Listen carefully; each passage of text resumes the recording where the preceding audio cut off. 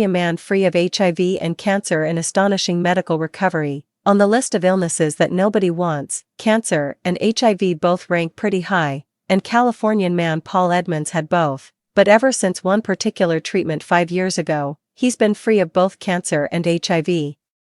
The patient is now considered in remission from acute myelogenous leukemia, AML, and in another 2 years, he could be considered cured of HIV, as that will mark 5 years from his last treatment. To celebrate, the medical team behind his astonishing recovery have published a letter describing the case in the New England Journal of Medicine. The treatment behind the remission is known as a stem cell transplant.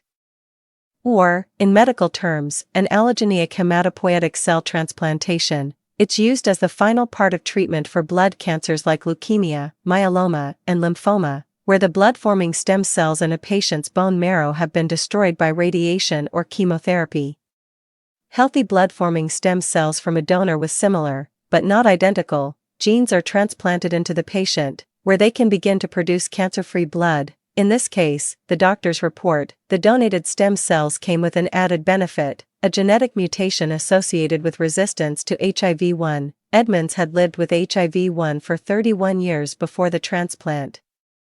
People were dying within a few years of finding out they were positive. Edmonds said, describing his experiences in San Francisco in the 80s.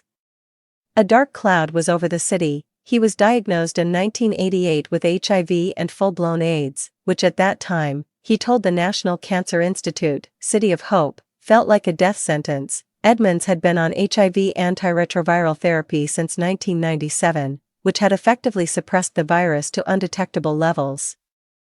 But antiretroviral therapy doesn't cure HIV, so the virus's DNA was ever present in his immune cells in his blood, that is, until his cancer treatment introduced a different kind of DNA to his system. The stem cells Edmonds received in his transplant had 2 copies of a rare genetic mutation called CCR5 delta 3, which makes people who have it resistant to HIV.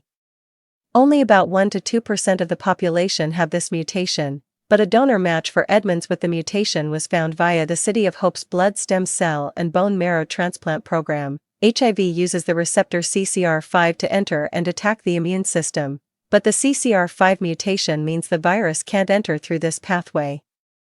The transplant totally replaced Edmonds' bone marrow and blood stem cells with the donors, and ever since, he's shown no signs of either AML or HIV.